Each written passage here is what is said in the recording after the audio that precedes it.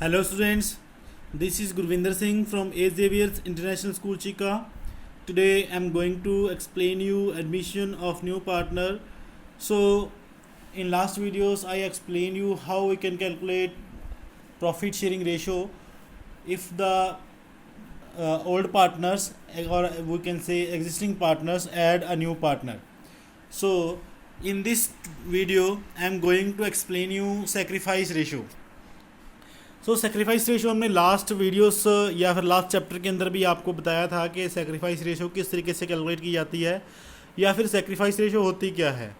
अब देखिए बेटा, अगर पार्टनर्स के बीच में प्रॉफिट शेयरिंग रेशो चेंज हो रही है जैसे कि हमने लास्ट चैप्टर के अंदर किया था, तो उसके अंदर चेंज होने पे भी क्या होगा, एक पार्टनर को हिस्सा बढ़ जाएगा, दूसरे पार्टनर का हिस्सा कम हो जाएगा, ऐसा ही होगा ना। तो ऐसे में जो पार्टनर का हिस्सा कम हो रहा है वो सेक्रीफाइस कर रहा है, जिस पार्टनर का हिस्सा बढ़ रहा है वो गेन कर रहा है। ऐसे ही एडमिशन के टाइम पे भी अगर कोई नया पार्टनर ऐड हो रहा है तो दैट मीन्स पुरानों में से किसी न किसी पार्टनर को सेक्रीफाइस करना पड़ेगा। जो ओल्ड पार्टनर्स हैं उनमें से किसी को या फिर दोनों को या फिर जितने भी पार्टनर हैं सबको अपना हिस्सा सेक्रीफाइस करना पड़ेगा, छोड़ना पड़ेगा। किसके लिए वो छोड़ना पड़ेगा? जो नया पार्टनर आ रहा है।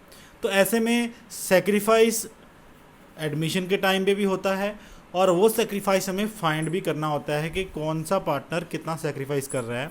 तो अगर किसी क्वेश्चन में सेक्रीफाइस कैलकुलेट करने के लिए बोला गया है तो हमने किस तरीके से सेक्रीफाइस रेशो कैलकुलेट करना है उसके लिए कैलकुलेशन फॉर्मूला देख लीजिए। Old ratio minus new ratio, यहाँ पे old ratio minus new ratio दे रखी है, लेकिन मैंने आपको बार बार बताया है कि आप हमेशा चाहे आप सेक्रीफाइस रेशो कैलकुलेट करो चाहे आप गेनिंग रेशो कैलकुलेट करो, दोनों के लिए आपको दो चीज़ें चाहिए होती हैं, new ratio and old ratio. तो आप दोनों को कैलकुलेट करने के लिए एक ही फॉर्मूला यूज़ कर सकते हो जो कि है new ratio minus old ratio. ठीक है, आप हमेशा ही new ratio minus old ratio का फॉर्मूला लगा सकते हो। इससे बेनिफिट ये होता है कि अगर आपका जो आंसर है वो माइनस में आ रहा है तो आप उसको सेक्रीफाइस आसानी से कह सकते हो, और अगर आपका आंसर पॉजिटिव आ रहा है तो आप उसको गेन कह सकते हो। लेकिन ये जो फॉर्मूला है old ratio minus new ratio वाला, इसके अंदर जो आपका रिज़ल्ट है वो हमेशा पॉजिटिव ही रहता है, लेकिन ये आपको देखना होता है कि वो कोई पार्टनर सेक्रीफाइस कर रहा है या गेन कर रहा है। इसकी एग्जांपल लेते हैं। इलिस्ट्रेशन नंबर 13 है, A B and C are partner sharing profit in the ratio of 5:3:2। उनकी पुरानी रेशो दे रखी है तीन पार्टनर्स की, ए बी सी की 5:3:2। दे एडमिट डी इनटू पार्टनरशिप। अब यहाँ पे नया पार्टनर आ गया है जिसका नाम है D. The new profit sharing ratio of partner is 3:2:3। अब यहाँ पे हमें उनकी न्यू रेशो दे दी कि अब वो किस रेशो में अपना जो प्रॉफिट है वो शेयर करेंगे। Calculate the sacrifice ratio. अब यहाँ पे हमें कैलकुलेट करने के लिए बोला गया है सेक्रीफाइस रेशो। सेक्रीफाइस रेशो का जो फॉर्मूला है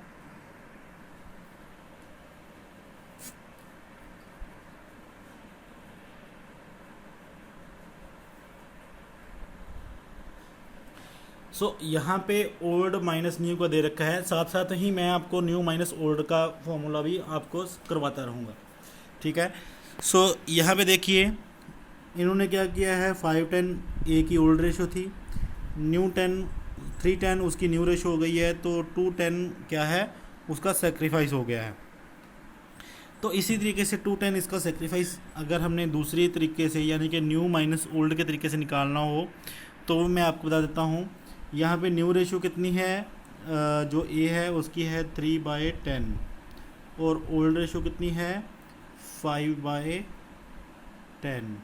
तो कॉमन एलसीएम आ गया हमारे पास 10, और यहाँ पे 3 - 5 क्योंकि एलसीएम दोनों का ही 10 है तो इसीलिए ऊपर वाले को 1 से ही मल्टीप्लाई करेंगे। ठीक है, तो 3 का 3 आ गया हमारा यहाँ पे और ये 5 का 5 आ गया। तो 3 में से अगर 5 माइनस करेंगे तो दैट मीन्स हमारा आंसर माइनस में चला जाएगा, यानी कि -2 आएगा और 10। अब यहाँ पे जो रिज़ल्ट आ रहा है वो किस में आ रहा है, माइनस में। दैट मीन्स ए क्या कर रहा है यहाँ पे, सेक्रीफाइस कर रहा है। ठीक है, ए के द्वारा सेक्रीफाइस कितना किया जा रहा है, 2/10 का। दूसरा है सेक्रीफाइस मेड बाय बी। तो इन्होंने ओल्ड न्यू माइनस न्यू कर रखा है, हम न्यू माइनस ओल्ड करके देखते हैं। न्यू रेशो बी की है 2/10 माइनस ओल्ड रेशो थी 3/10, एलसीएम 10 आ गया। 2 माइनस 3 इज इक्वल टू -1/10। तो बी कितना सेक्रीफाइस कर रहा है, -1/10 से। आगे आता है सेक्रीफाइस मेड बाय सी, तो इसके अंदर भी देख लीजिए। वैसे यहाँ पे हमें कुछ भी देखने की ज़रूरत नहीं है, क्योंकि उसकी ओल्ड रेशो और न्यू रेशो दोनों ही सेम हैं।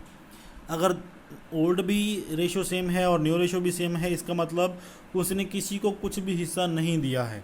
तो इसलिए ना इसने कुछ हिस्सा गेन किया, ना ही इसने कुछ हिस्सा सेक्रीफाइस किया। तो ना ही हिस्सा बढ़ा है ना ही कम हुआ है। दैट मीन्स सी का चेंज कुछ भी नहीं आया, जीरो है। तो सेक्रीफाइस रेशो कितनी हो गई है, ए और बी की सेक्रीफाइस रेशो है। सी ने सेक्रीफाइस नहीं किया, इसलिए हम इसको ए और बी की सेक्रीफाइस रेशो ही कहेंगे। तो वो बन गई है 2/10 एंड 1/10 2:1। सो 2:1 रेशो के अंदर उन्होंने सेक्रीफाइस किया। तो जैसे मैं आपको पहले वीडियो इसके अंदर भी बताया था, ये जो 2:1 है ये है रेशो सेक्रीफाइस, रेशो सेक्रीफाइस।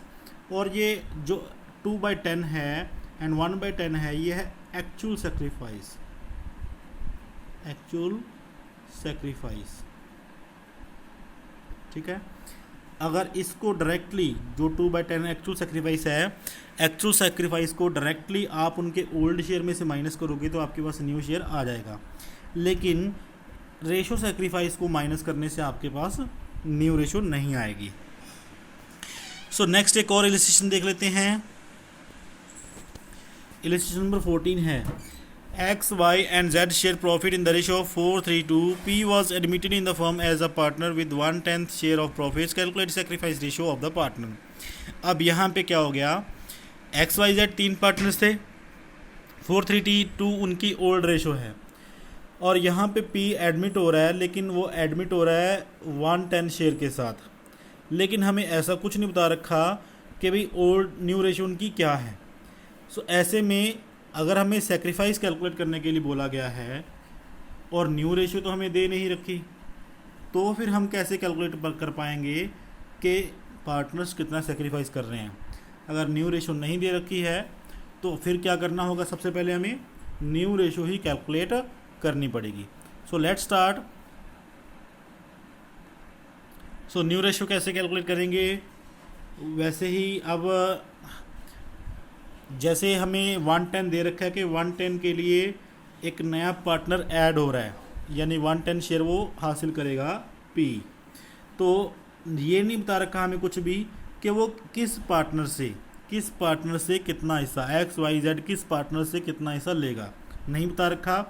तो हमें सिंपली इसको किस तरीके से सॉल्व करना होता है, टोटल प्रॉफिट कितना ले लेता है 1। टोटल प्रॉफिट अगर फर्म ने 1 रुपया कमाया है, उसमें से 1/10 कौन ले जाएगा, जाहिर सी बात है P का शेयर 1/10 है, तो 1/10 कौन ले जाएगा, P ले जाएगा। तो बाकी कितना बच गया, 9/10 बच गया। अब इसका मतलब ये हुआ कि अगर 1 रुपये प्रॉफिट में से 1/10 P ले जाता है, तो 9/10 किस पार्टनर के लिए बच गया, वो बाकी जो बचे हुए पार्टनर हैं X, Y, Z, यानी कि जो पुराने पार्टनर हैं उनके लिए बच गया है। तो वो इस शेयर को यानी कि इस प्रॉफिट को अपनी ओल्ड रेशो में बांट लेंगे। तो ऐसे ही हम करेंगे कि ये जो रेशो है, बची हुई रेशो है, इसको X, Y, Z में डिस्ट्रीब्यूट कर देंगे, यानी कि मल्टीप्लाई कर देंगे X, Y, Z के शेयर के साथ। तो हमारे पास X, Y, Z का नया शेयर आ जाएगा। तो देखिए कैसे करते हैं हम। सो 9/10 जो शेयर है वो किस किस ने डिस्ट्रीब्यूट करना है, X ने, Y ने और Z ने डिस्ट्रीब्यूट करना है। किस रेशो में, जो उनकी पुरानी रेशो है उसी में। तो जब हम पुरानी रेशो के साथ इस इस रेशो के साथ मल्टीप्लाई करेंगे तो हमारे पास उनका न्यू शेयर आ जाएगा। तो सबसे पहले X का नया शेयर कितना होगा, 4/9। इसका शेयर कितना था, 4/9, 4 + 3 7 + 2 9। 4/9 किसका करना है, 9/10 का। ये जो 9/10 है इसका 4/9 करना है आपने। तो जब मल्टीप्लाई करेंगे तो आपके पास इसका रिजल्ट आएगा 4/10। ऐसे ही y का नया शेयर 3/9 करना है, 9/10 का 3/10 इसका आ गया। z का कितना आएगा 2/9, 2 करना है 9/10 का, यानी कि इसको मल्टीप्लाई कर देना है हर को।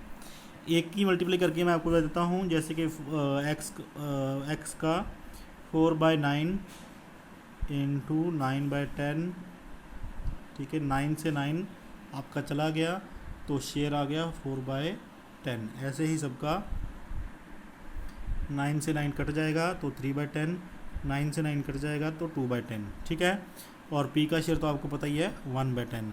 तो इस तरीके से न्यू रेशो कितनी हो गई 4, 3, 2 एंड 1। तो ये न्यू रेशो आ गई है। हमें सेक्रीफाइस कैलकुलेट करने के लिए कौन सी रेशो चाहिए थी, न्यू रेशो चाहिए थी। तो न्यू रेशो हमारे पास आ गई है। ओल्ड रेशो हमें दे रखी है 4:3:2। तो अब हम x, y और z का सेक्रीफाइस निकाल सकते हैं। सो देखिए सेक्रीफाइस रेशो कैलकुलेट कर रखी है। सेक्रीफाइस x ने कितना किया, old ratio minus new ratio कर रखा है। हम क्या कर सकते हैं, new ratio minus old ratio. तो न्यू रेशो कितनी है 4/10, ओल्ड रेशो कितनी है 4/9। ये जो रेशो है 4/10 ये हमने अभी निकाली है, ये पहले से हमें ओल्ड रेशो दे रखी है। तो देखिए LCM 90 आ गया इनका। सो अगर 10 को 90 में कन्वर्ट करना है तो इसको कितने से मल्टीप्लाई करना पड़ेगा, 9 से मल्टीप्लाई करना होगा। ये 10 को 9 से मल्टीप्लाई करेंगे तो ही ये 90 आ पाएगा। इसी तरीके से 4 को भी हमें 9 से ही मल्टीप्लाई करना है, तो 36 माइनस कर देंगे।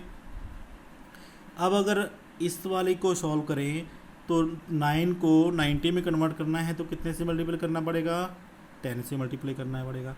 तो जैसे इस तरफ ऊपर को वाले को भी 9 से मल्टीप्लाई किया था तो इस तरफ ऊपर वाले को भी किससे मल्टीप्लाई कर देंगे, 10 से मल्टीप्लाई कर देंगे।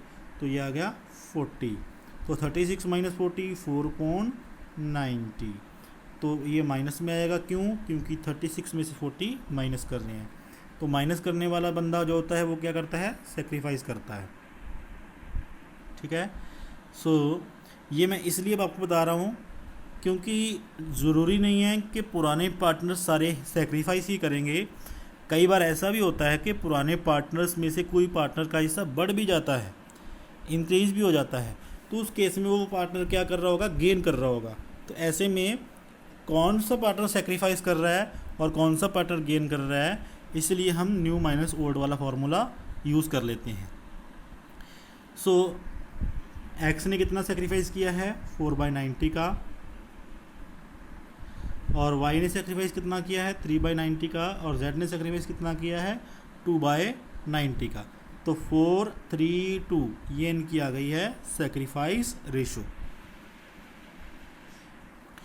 तो इस क्वेश्चन में एक बात आपने नोट की होगी कि जो इनकी ओल्ड रेशो थी वही इनकी क्या आ गई है, सेक्रीफाइस रेशो।